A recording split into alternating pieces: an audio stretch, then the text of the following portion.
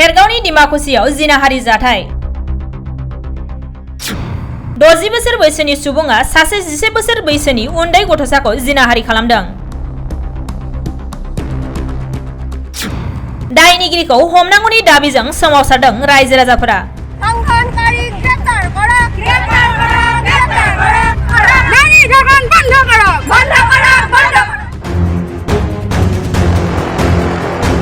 उदालगुरि जिल्लानि भेरगावनि डिमाकुसियाव फिन मोनसेबाव जिनाहारिनि जाथाय सोमजिदों।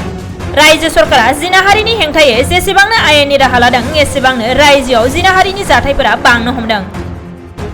डिमाकुसि पुलिस थानानि सिङाव थानाय 2 नं बरंगाजुलि गामिनि थागिबि साब्रै फिसानि बिफा हिरेन देखा मुंनि सासे 60 बोसोर बैसोनि सुबुङा शहीद आदर्श गेजेर इंराजि फरायसालिनि सासे 5 थाखोनि 11 बोसोर बैसोनि उन्दै गथ'साखौ जिनाहारि खालामदों।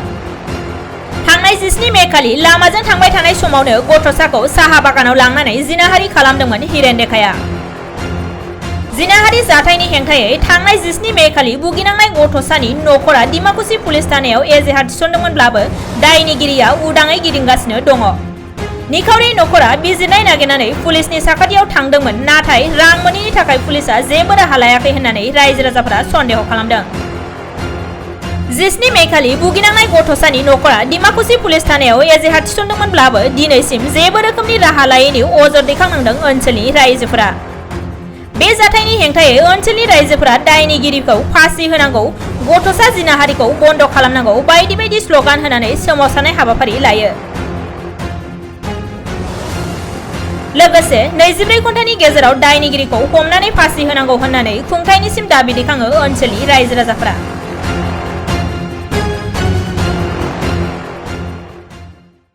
ঘৰত যাই থাকোঁতে ধীৰেন নামৰ এটা 60 বছৰীয়া মানুহ 4টাকৈ ল'ৰা আছে, মোক এনেকুৱাকে বেয়া কাম কৰিছে।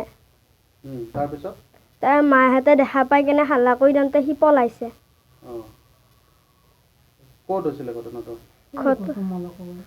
গৌতম মালাকৰৰ বাগানত হৈছিল। মই যাই আছিলোঁ আইতাতৰ ঘৰত, যাই থাকোঁতে হৈছে। মই চিঞৰি দিছিলোঁ, চিঞৰি দিওঁতে মায়ে শুনা পাই কৈ দিছে বুলি কাৰণে মোক এনেকৈ দিওঁতে কৈ মানুহটো পলাইছে। মই শ্বহীদ আদৰ্শ মধ্য ইংৰাজী বিদ্যালয়ত পঢ়োঁ, 5ত। তো ছোৱালীজনী আমাৰ 11 বছৰীয়া আছিলে। এই 11 বছৰীয়া কিশোৰীজনীক তো ধৰ্ষণকাৰী আমাৰ হিৰেন ডেকা 60 বছৰীয়া পিশাচ এজনে যিহেতু ধৰ্ষণ কৰিছে, এই ধৰ্ষণ কৰাৰ পিছতো তেওঁলোকে যেতিয়া ঘৰৰ পৰিয়ালে গৈ মানে থানাত এজাহাৰ দাখিল কৰিলে। এজাহাৰ দাখিল কৰাৰ পিছতো থানাই কোনো কাণ সুৰ নিদিলে। ডিমাকুচি থানাত তো ডিমাকুচি থানাত এজাহাৰখন দাখিল কৰাৰ পিছতো তেওঁলোকে আহি কোনো আমাক মানে মীমাংসা এটা কৰি নিদিলে।